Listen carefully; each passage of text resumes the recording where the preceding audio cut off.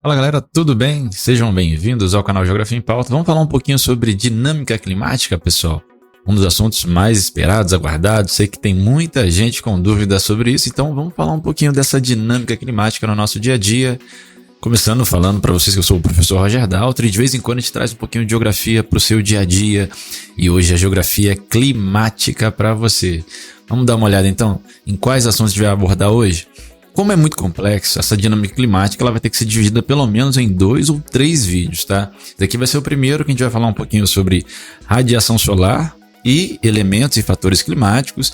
Depois a gente vai falar um pouquinho sobre a formação dos ventos no próximo vídeo. E por último, os climas da Terra, porque são elementos extremamente complexos, tá, galera? Os domínios naturais e a relação do ser humano com o ambiente, que são relações extremamente delicadas e que é importante que a gente entenda um pouco. A gente começa falando sobre eventos extremos que estão provocando chuvas recordes e centenas de mortos no Brasil nos últimos anos. A gente tem visto isso, e esse ano de 2022 com mais intensidade ainda, repetindo-se em vários lugares de norte a sul. A gente vai trazer alguns desses acontecimentos agora nos últimos meses. A gente vai observar aí nos pontos vermelhos, tá, galera, que em vários estados de norte, nordeste, sul do Brasil, sudeste, a gente vai ter situações infelizmente relacionadas a essa dinâmica climática e na maioria delas provocando eventos que são ruins, inclusive para o ser humano, catastróficos em muitos casos para o ser humano. Então vamos dar uma olhadinha aí nesses pontos vermelhos, começando aí em Fortaleza, né? Lá no Ceará, em março de 2022, a gente teve o março mais chuvoso na cidade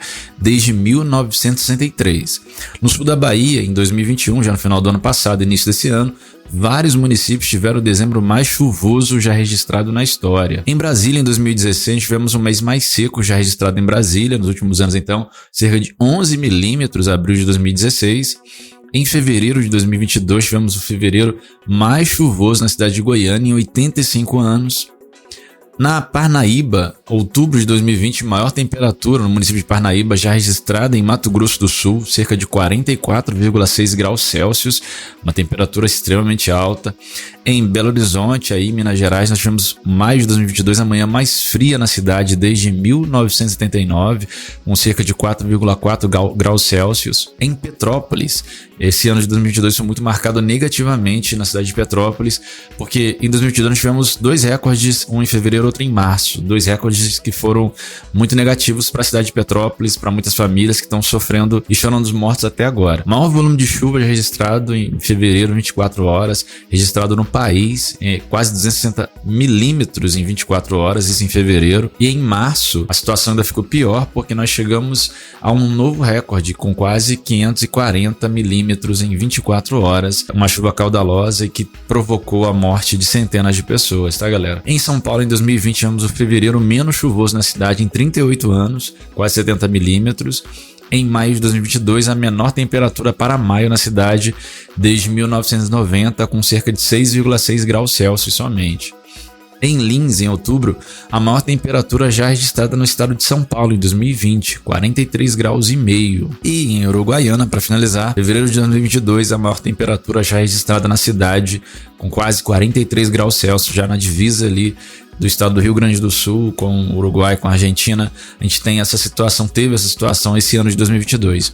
O que traz pra gente essa realidade, essa difícil realidade envolvendo essas condições climáticas? Imagens e retratos da nossa realidade, onde a população mais pobre, infelizmente, está diretamente atingida por esses fatores, que são fatores extremamente delicados e tristes. E até por isso se faz muito necessário entender as dinâmicas climáticas, perceber como isso vai nos afetar, entender o que pode ser feito, inclusive, para combater tais eventos no nosso dia a dia, para que essas imagens não mais se repitam. Por isso, pessoal, a gente vai começar falando sobre radiação solar. Então, eu vou falar um pouquinho sobre o balanço da radiação solar, efeito estufa e aquecimento global e atmosfera terrestre nesse primeiro vídeo para vocês. A radiação solar e clima global. Então, a energia responsável por alimentar as formas de vida no nosso planeta, bem como o clima, elas provêm diretamente do Sol. Da radiação recebida pela Terra, 46% corresponde à luz visível, 45% pertence ao espectro infravermelho e 9% são chamados raios ultravioleta. Essa energia recebida é irradiada pelo planeta, o que mantém o balanço da radiação, como a gente vai ver a seguir, tá, galera? Ó, tá aí o balanço da radiação na nossa atmosfera.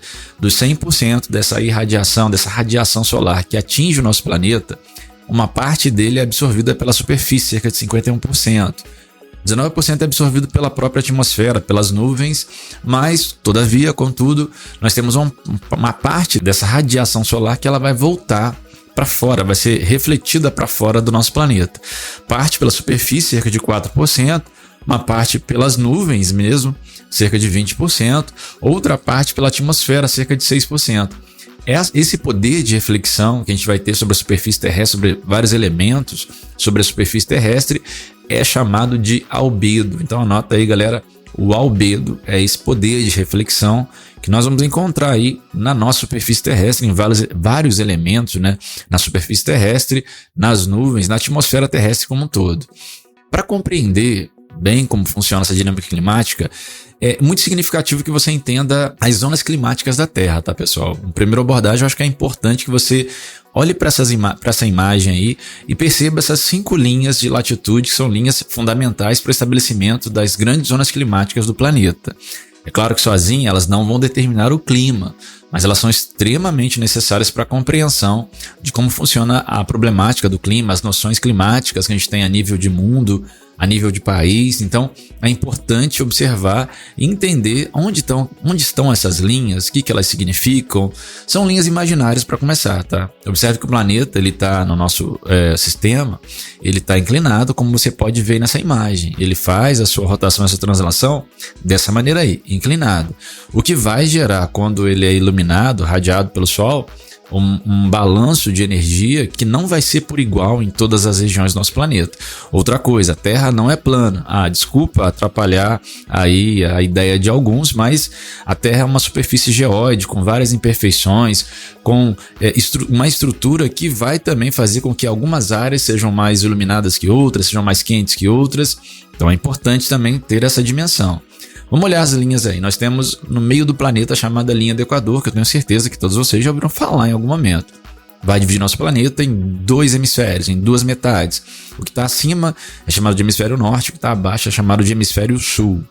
Acima da linha, nós temos uma linha tracejada acima da linha do Equador, tanto acima quanto abaixo. A primeira linha que vem para cima, norte, e abaixo ao sul, são 2 trópicos. O trópico de Câncer ali a 23 graus ao norte e o trópico de Capricórnio a 23 graus ao sul. Galera, essa linha tracejada acima e abaixo da linha do Equador, o que está no meio dessa linha é a zona mais iluminada do planeta, que é a zona chamada de zona intertropical. Essa zona intertropical, zona tropical, onde está a maior parte do território brasileiro, como você pode ver aí na imagem. Essa é a zona mais quente do planeta. É claro que outros fatores podem fazer com, mesmo dentro dessa zona, que é mais iluminada no planeta, você tem áreas mais frias ou mais quentes, tá bom? Saindo da zona intertropical, nós vamos ter outras zonas pontilhadas, outras linhas pontilhadas, uma norte e outra sul. Vamos olhar ali que nós temos uma linha pontilhada lá onde está escrito Círculo Polar, tanto do Ártico quanto do Antártico. E essa linha pontilhada aí, ela é importante pra gente. Essa linha que está com 66 graus ao norte e 66 graus ao sul. Entre essas 2 linhas pontilhadas, o Trópico de Câncer e essa linha pontilhada onde está o Círculo Polar do Ártico, entre o Trópico de Capricórnio e essa linha pontilhada onde está o Círculo Polar do Antártico, nós temos as zonas temperadas, ao norte e ao sul. A zona temperada ao norte, ela é até muito mais representada, normalmente quando a gente pensa em questões climáticas, porque você tem mais terras emersas ali, ou seja, você tem mais terras continentais, mais gente vivendo ali, principalmente em continentes como Europa, América do Norte. Então normalmente fala-se muito dessa região, mas não que ela seja mais importante. Meramente é porque você tem uma zona emersa maior do que na parte da zona temperada do sul, tá? Mas olhando para cima e olhando para baixo, vamos olhar ali as 2 zonas temperadas. A zona temperada, então, ela vai sair do Trópico de Câncer ao norte até o Círculo Polar. Essa zona que está no meio ali é o que nós chamamos de zona temperada do norte. E na parte sul, nós vamos ter o Trópico de Capricórnio até o Círculo Polar, essa zona temperada do sul do nosso planeta, sendo que tem até um pedacinho do Brasil que se encontra nessa zona temperada do sul. Galera, dentro dos círculos polares, tanto do Ártico como do Antártico, você tem as zonas polares, que são as zonas mais frias do planeta. Deixa eu abrir um parênteses aqui que a gente não falou da zona temperada, que ela é uma zona, como o nome já diz, é uma zona onde você tem um equilíbrio maior entre as diferentes estações climáticas. Normalmente você tem características muito fortes associadas a cada uma das estações, a saber, primavera, verão, outono e inverno, tá, galera? Continuando aí, saindo dessa imagem, que é uma imagem representativa, Vamos falar um pouquinho de efeito estufa e aquecimento global. Sei que você já deve ter ouvido falar bastante sobre isso, mas é só para dar uma relembrada, tá? Alguns gases que compõem a atmosfera, como o dióxido de carbono, o vapor d'água, o metano, permitem a reflexão da radiação e também o aprisionamento de parte dessa energia que a gente tem e recebe do Sol, caracterizando o que a gente chama de efeito estufa. Então, ao mesmo tempo que na nossa atmosfera nós temos gases que refletem o calor do Sol, há uma parte desses gases que retém o calor do Sol, caracterizando para a gente, trazendo para a gente o que a gente chama de efeito estufa. A presença desses gases é fundamental para aumentar a temperatura da Terra e garantir, no mínimo, a manutenção das formas de vida. Então, pessoal, o efeito estufa é algo natural da nossa atmosfera e algo extremamente importante, significativo, que garante a vida na Terra. O problema: nos últimos séculos, as emissões de poluentes após a Revolução Industrial aumentaram a concentração de gases do efeito estufa e resultaram na elevação da temperatura média do planeta. A esse processo dá-se o nome de aquecimento global. Entre as principais consequências desse processo são o derretimento de geleiras, o aumento do nível médio do mar, a ocorrência de frequentes eventos extremos, como secas, chuvas intensas. Então, o que é esse aquecimento global? Em si, galera, o aquecimento global é esse fenômeno onde, devido principalmente após a Revolução Industrial, estamos lançando uma carga cada vez maior de gases na atmosfera terrestre. E essa carga grandiosa de gases que retém calor, não somente refletem, mas retém calor, fazem com que a nossa atmosfera fique cada vez mais desequilibrada.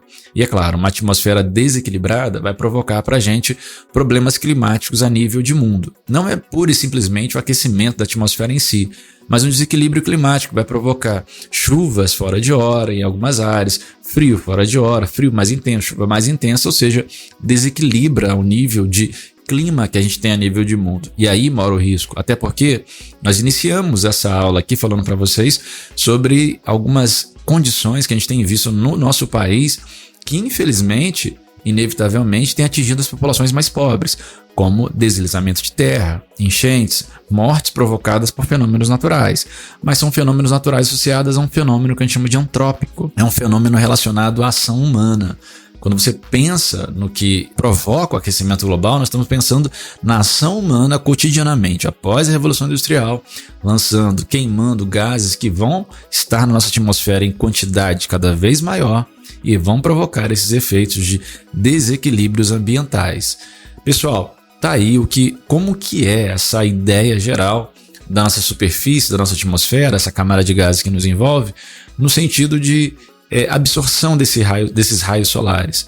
Esse balanço da radiação está diretamente relacionado a esse raio solar que chega na nossa superfície, que parte é refletida e volta para o espaço sideral, mas parte fica aqui, que garante para a gente o efeito estufa, a manutenção das condições de vida, uma temperatura minimamente agradável, mas também, quando em larga escala, no aquecimento provocado pelo lançamento cada vez maior de gases na atmosfera, tem trazido para a gente problemas muito severos, muito drásticos, relacionados principalmente às consequências do aquecimento global. Para finalizar, galera, esse primeiro momento, para não ficar muito extenso, já que a gente tem outras coisas para poder falar que envolvem a dinâmica climática, mostrar para vocês aí as camadas da atmosfera. Lembrando que a atmosfera é uma camada de gases que envolve a Terra, que pode chegar até 10 mil quilômetros acima da superfície da Terra. São inúmeros gases e, devido à composição diferente desses inúmeros gases, nós vamos subdividir a atmosfera em algumas camadas. A camada mais significativa, por estar mais próximo da gente e acontecer a maioria dos fenômenos climáticos, é a chamada troposfera.